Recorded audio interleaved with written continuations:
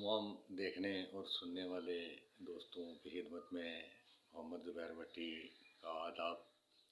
मैं इस वक्त कोटली आज़ाद कश्मीर की यूनियन कौंसिल दमोल में, ये एक टाउन है, उसमें एक बैठा हुआ हूँ और आपसे मुखातिब हूँ। इस माहौल में, ये चूँकि देहाती माहौल है, नीम देहाती कह लें तो इर्द गिर्द बहुत दरख्त हैं, जंगल नुमा, तो इसमें मुख्तलिफ़ किस्म के जानवर और परिंदे रहते हैं। तो मेरी गुफ्तगू के साथ साथ आप पस मंज़र में उन आवाज़ों से भी लुत्फ़अंदोज़ होंगे जो परिंदे यहाँ पे बोलते हैं। मुख्तलिफ़ परिंदों के बोलने के मुख्तलिफ़ औक़ात हैं। कुछ रात, आधी रात के वक्त भी बोलने वाले परिंदे हैं, तो उनकी अगर आवाज़ रिकॉर्ड करनी हो तो वो आधी रात को ही हो सकती है। तो इस वक्त जो परिंदे और जानवर इर्द गिर्द बोल रहे हैं, उनकी आवाज़ें आप साथ सुनते रहेंगे। तो अभी पिछले दिनों हमने मकबूल भट्ट की बरसी मनाई है 11 फरवरी को।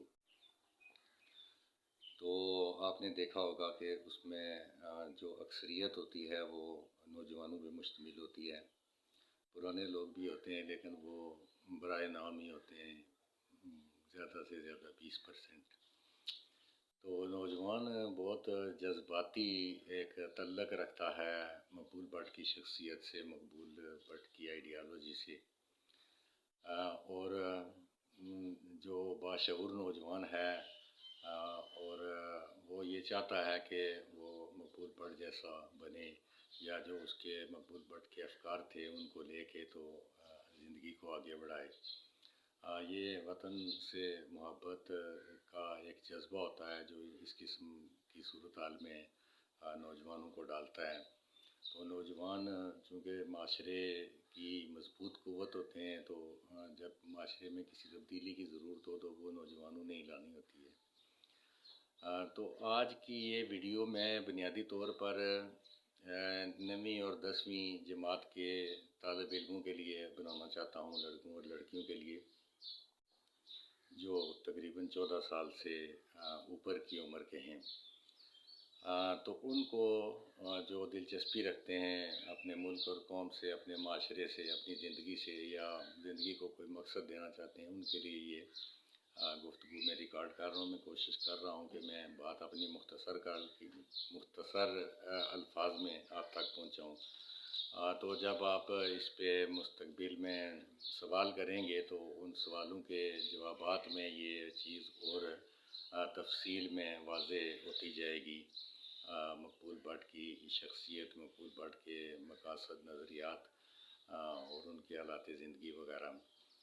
तो जब हम ज़िंदगी को देखते हैं तो हम ये देखते हैं कि हमारी दाएं तरफ रूहानियत है और बाएं तरफ मादियत है। रूहानियत इसलिए कि हम चूँकि मादे से बने हैं और हमारे अंदर एक रूह होती है जो हमें ज़िंदा रखती है। तो रूह के जो कवानीन हैं वो तो अटल हैं, उसमें तो आज तक कोई तब्दीली नहीं देखी गई, ना ही कोई इम्कान नज़र आता है वो होती है या नहीं होती। लेकिन मादा जो है, ये इसकी खुसूसियात जो हैं वो मुख्तलिफ़ हैं, ये तब्दील होता रहता है और मादी नज़रियात भी तब्दील होते रहते हैं। उसके बाद आ जाते हैं इंसान और माशरा। इंसान जो है माशरे में दो किस्म के होते हैं। जब हम सियासी नुक्ता नज़र से देखते हैं तो इसमें दो किस्म के लोग होते हैं। एक तरफ वालों को दाएं तरफ के वाले कहते हैं, दूसरी तरफ वाले जो हैं वो बाएं तरफ वाले होते हैं। अब मिसाल के तौर पर इस वक्त माहौल में जितनी सियासी पार्टियां हैं या दूसरी पार्टियां हैं, जो भी अवामी ग्रुप्स हैं, वो सारे दाएं जानब वाले हैं। इस वक्त माशरे में कोई एक्टिव, कोई मुतहर्रिक क़ुव्वत जो है वो बाएं तरफ वाले जो नज़रियात हैं उनके हवाले से नहीं है। तो दाएं तरफ वाला ज़हन रखने वाले जो लोग होते हैं, ये माशरे को माज़ी की तरह चलाने की कोशिश करते हैं कि माज़ी चूँकि बहुत खुशगवार था, تو ہم وہی اسی طریقے سے اس معاشرے کو لائیں گے اور خوشگوار کریں گے۔ جبکہ بائیں طرف والی جو سوچ والے جو لوگ ہوتے ہیں وہ یہ چاہتے ہیں کہ جو معاشرے کی ضروریات ہیں، موجودہ معاشرے کی ضروریات ہیں، ان کے مطابق اس معاشرے کو جو ہے وہ ڈھالا جائے اور لوگوں کی زندگی میں آسانیاں پیدا کی جائیں۔ اب مقبول بٹ جو ہے وہ بائیں طرف والی سوچ کے لوگوں کے ساتھ تھے، جس میں یہ ہوتا ہے کہ معاشرے میں جو کچھ موجود ہے، جو کچھ قدرت نے انسانوں کو دیا ہے، اس پہ سب کا برابر کا حق ہے اور ہر انسان اپنی ذات میں آزاد و خود مختار ہے۔ وہ کسی دوسرے کی سوچ، نظریات یا حکم کا پابند نہیں ہو سکتا۔ لیکن اس کے برعکس جو بائیں بازو والی سوچ ہوتی ہے، اس میں جو چیزیں موجود ہیں، جو قدرت کے عطیات ہیں، ان میں سے ان پر کسی گروپ کو یا یہ کہ کسی ایک فرد کو جو ہے وہ اختیار جو ہے وہ لینے کی اجازت ہوتی ہے۔ کوئی بندہ چاہے تو پورے ملک کی زمین ہی خرید لے، اور جس طرح یہ ہمارے کشمیر میں گلاب سنگھ نے کیا تھا 1846 میں۔ تو یہ ہے دائیں طرف کی سوچ۔ تو اس میں یہ ہوتا ہے کہ دولت جو ہے وہ بے پناہ مقدار میں جو ہے نا چند لوگوں کے ہاتھوں میں چلی جاتی ہے، اور باقی معاشرہ جو ہے وہ غربت اور بدحالی کا شکار ہو جاتا ہے اور لوگوں کو بھیک منگنا پڑتی ہے یا خیرات لینا پڑتی ہے۔ جبکہ جس سوچ سے مقبول بٹ منسلک تھے، وہ سوچ یہ تھی کہ یہ زمین خدا کی ہے اور یہ انسانوں کو دی گئی ہے، اور اس پہ جو کچھ ہے وہ اس سب پہ سب انسانوں کا حق ہے۔ تو یہ فرق تھا جو 1947 سے لے کے آج تک ہماری لیڈرشپ آئی ہے اس میں، اور مقبول بٹ کی فکر میں۔ تو مقبول بٹ نے جس دور میں ہوش سنبھالا، اس دور میں کشمیر کے اندر اور پورے بھارت کے اندر، بھارت اس وقت ٹوٹا نہیں تھا، تو ایک بہت مضبوط سوچ تھی۔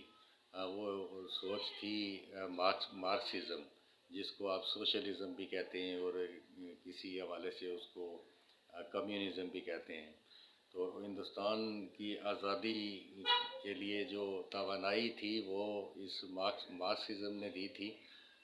یہ مارکسزم جو ہے یہ ایک دانشور تھے جرمنی کے، کارل مارکس، تو انہوں نے ایک تھیوری پیش کی تھی، اور اس تھیوری نے ان گنت زمانوں سے چلتے آ رہے دنیا کے نظام کو جھنجھوڑ کے رکھ دیا تھا، اور انسانوں کو جو ہے وہ محکومی سے، غلامی سے اور غربت سے نجات دلانے کے لیے دنیا نے ایک انگڑائی لی تھی، جس کے کافی مثبت اثرات پڑے ہیں۔ اس پہ آپ کے سوالات کے جوابات میں تفصیل سے بات ہوگی۔ تو مارکسزم نے ہندوستانیوں کو وہ قوت دی، ذہنی، ارادی، روحانی، کہ جس کی مدد سے انہوں نے برطانیہ جیسی طاقتور جو قابضین تھے ان کو یہاں سے نکالا۔ تو لیکن یہ تھا کہ برطانیہ اور امریکہ یا جو بائیں بازو والی سوچ والے ممالک تھے، وہ یہ بالکل نہیں چاہتے تھے کہ یہاں کمیونزم جو ہے وہ قائم ہو، اس لیے کہ پڑوس میں چائنا میں بھی تحریک چل رہی تھی کمیونزم کے نفاذ کی، اور روس میں تو وہ 1917 میں جو ہے وہ نافذ ہو چکا تھا۔ اور میں بات کر رہا ہوں جب بر صغیر یہ ہندوستان جو ہے یہ ابھی تقسیم نہیں ہوا تھا یا ہو رہا تھا۔ تو کمیونزم یا سوشلزم یا مارکسزم ایک ایسی طاقت تھی کہ جس نے ہندوستانیوں کو ایک قوم بنا دیا، اور وہ بحیثیت قوم انہوں نے آزادی حاصل کرنے کی کوشش کی، لیکن اسی جو کمیونزم ان کے لیے رحمت ثابت ہوا تھا، اس کو بطور زحمت استعمال کیا گیا، اور ہندوستان کو ایک کمیونسٹ ریاست بنانے سے بچانے کے لیے اس کو جو ہے وہ 3 حصوں میں کاٹ دیا گیا، اور ان کے درمیان میں ایسی نفرتیں بڑھی گئیں کہ ان کے دوبارہ ایک ہونے کے راستے وہ بند کر کے چلے گئے۔ اس کے بعد یہ تینوں حصے جو ہیں، یہ خاص طور پہ دو اس کے جو بڑے حصے ہیں، بھارت اور ادھر پاکستان، یہ آپسی دشمنی میں الجھے رہے اور اپنے وسائل جو ہے وہ زیادہ تر جو دفاع کے نام پہ خرچ کر دیتے رہے، اور نتیجہ یہ ہوا کہ سونے کی چڑیا کہلانے والی زمین جو ہے وہ اپنے لوگوں کے لیے خوراک پیدا کرنے سے معذور ہو گئی۔ تو کمیونزم جو ہے یہ بنیادی طور پہ سوشلزم، یہ مقبول بٹ کی سوچ تھی۔ مقبول بٹ کو بڑا کرنے میں، ان کو بڑی شخصیت بنانے میں ان کی اس آئیڈیالوجی کا کردار تھا۔ مقبول بٹ جس نسل سے تعلق رکھتے تھے وہ مارکسزم سے بہت زیادہ متاثر تھی، اور ایک ایسا نظام معاشرے کا جو ان گنت زمانوں سے چلتا آ رہا ہے، تو اس کو چیلنج کرنا کوئی معمولی بات نہیں تھی اس دور میں۔ اس کی بہت زیادہ مخالفت بھی تھی۔ آپ جو ہندوستان کی تاریخ دیکھتے ہیں برطانیہ کے قبضے کے دوران، تو اس میں جتنے لوگوں کو مارا گیا وہ سارے بائیں بازو کے لوگ تھے۔ پاکستان کی تاریخ میں تو ان کو مسلمان بتایا جاتا ہے، ہندوستان کی تاریخ، بھارت کی تاریخ میں جو ہے وہ ان کو بھارتی بتایا جاتا ہے۔ تھے وہ بھارتی یا پاکستانی ہی، لیکن ان کی سوچ جو ہے وہ بائیں بازو کی تھی، وہ زیادہ تر کمیونسٹ لوگ تھے۔ یہاں خود ہمارے جموں کشمیر میں جو 1931 میں بغاوت ہوئی تھی حکومت کے خلاف، سوشلسٹ انقلاب کے لیے، تو اس میں انڈیا کے جو کمیونسٹ تھے وہ بھی یہاں پہ لوگوں کی مدد کرنے آئے تھے پنجاب کی طرف سے۔ تو خیر، مقبول بٹ جو ہے وہ ان کی جو بنیادی فلسفہ تھا جس پہ انہوں نے زندگی میں عمل کیا اور وہ امر ہو گئے، تو وہ ان کی یہی سیاسی سوچ تھی کہ جموں کشمیر کو جو ہے وہ ایک سوشلسٹ سماج بنایا جانا چاہیے، یہاں پہ انسانوں کو حقوق حاصل ہونے چاہیے، یہاں پہ آزاد خود مختار نظام ہونا چاہیے۔ تو اس کے حصول کے لیے آپ جب دیکھتے ہیں تو مقبول بٹ نے گن نہیں اٹھائی تھی، بلکہ مقبول بٹ نے سیاسی طور پر اس جد و جہد کا آغاز کیا تھا، اور وہ مختلف الیکشنز میں جہاں یہاں آزاد کشمیر میں جو ہوتے تھے ان میں حصہ لیتے تھے، اور سیاسی طور پہ انہوں نے کام شروع کیا تھا۔ لیکن جب انہوں نے اپنے ارد گرد کے ماحول کو سمجھا تو انہیں لگا کہ یہ نظام جو ہے یہ اس طرح سیاسی جد و جہد سے بدلنے والا نہیں ہے۔ ان کا وطن جو ہے وہ تو غلام ہے، اور اس کی آزادی کے لیے جو ہمارے لوگ اس وقت یہ تقیہ کیے ہوئے تھے کہ پاکستان جو ہے وہ ہمیں آزاد کروائے گا، لیکن اس سوچ کو بہت بڑا دھچکا 1971 میں تب پہنچا جب پاکستان نے خود شکست کھائی بھارت سے اور دو ٹکڑوں میں تقسیم ہو گیا۔ تو اس کے بعد جو ہے وہ مقبول بٹ نے جو اس چیز کو زیادہ ہائی لائٹ کیا کہ آزادی کی جنگ جو ہے وہ ہمیں خود ہی لڑنا ہوگی، ہمیں پاکستان پہ بھروسہ نہیں کرنا چاہیے۔ تو اس مقصد کے لیے وہ وہاں بھارتی مقبوضہ کشمیر چلے گئے، اور وہاں پہ وہ نوجوانوں کو تیار کرنے کا کام کر رہے تھے، ان کی تربیت کر رہے تھے تاکہ وہ جو ہے وہ اپنے ملک کی آزادی کے لیے خود سے جنگ لڑ سکیں۔ تو اس دوران ظاہرہ یہ وہاں کے حالات کے مطابق غیر قانونی سرگرمی تھی۔ مقبول بٹ کو گرفتار کیا گیا، جیل میں ڈالا گیا، بعد میں ان کو سزائے موت بھی ہو گئی، پھر وہ جیل توڑ کے یہاں آ گئے، اور یہاں پہ جو ہے وہ پاکستان نے انہیں گرفتار کر لیا اور ان پہ بے پناہ تشدد کیا۔ آپ کی دلچسپی کے لیے یہ بات بھی بتاؤں کہ مقبول بٹ پر جتنے مقدمات بھارتی مقبوضہ کشمیر اور پاکستانی مقبوضہ کشمیر میں بنے، وہ چونکہ برطانیہ کے دور کے بنے ہوئے قوانین کے تحت مقدمات تھے، تو دونوں طرف ایک جیسی جو دفعات تھیں وہ تھیں غداری کی دفعہ تھی، اور دشمن کا ایجنٹ ہونے کی دفعات تھیں، دہشت گردی وغیرہ اس قسم کی۔ تو یہ بنیادی طور پہ مقبول بٹ کے ماننے والوں نے ہماری جو نسل تھی اس نے مقبول بٹ کی یہ جو مسلح جدوجہد تھی، جرأت اور بہادری تھی، اس کو ہائی لائٹ کیا، اور ان کا جو نظریہ تھا، ان کی جو آئیڈیالوجی تھی، جس مقصد کے لیے وہ یہ سارا کچھ جنگ لڑ رہے تھے، اس مقصد کو بیچ میں سے انہوں نے غائب کر دیا۔ اور پھر یہ ہوا کہ اس پورے ماحول میں برطانیہ کے جانے کے بعد، کشمیر کے تقسیم ہونے کے بعد، ہندوستان کے ٹوٹنے کے بعد بھی جو ہے وہ کمیونسٹوں پہ جو ہے وہ خاصی سختی روا رکھی گئی۔ یہ لیاقت علی خان صاحب کے دور سے ہی جو ہے وہ ان کو کچلنے کا کام شروع ہو گیا تھا، اور آخری جو وار تھا وہ جنرل ضیاء الحق نے کیا تھا۔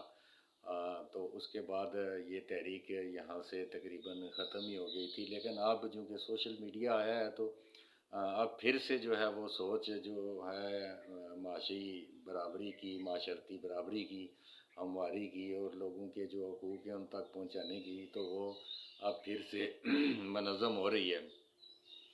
تو مزید مقبول بٹ کے بارے میں جاننے کے لیے آپ ان کے کچھ انٹرویو کے اقتباسات ہیں ادھر یوٹیوب پہ، اور ان کی کچھ تقریریں بھی ہیں، تو ان کو بھی آپ سنیں تو آپ کو اندازہ ہو جائے گا کہ مقبول بٹ جو ہے وہ اپنی الگ قسم کی ایک سوچ کے عمل تھے۔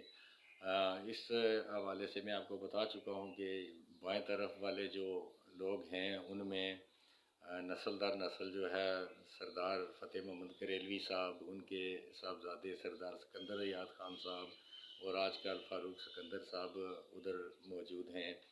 اسی طرح سردار قیوم صاحب، عتیق صاحب،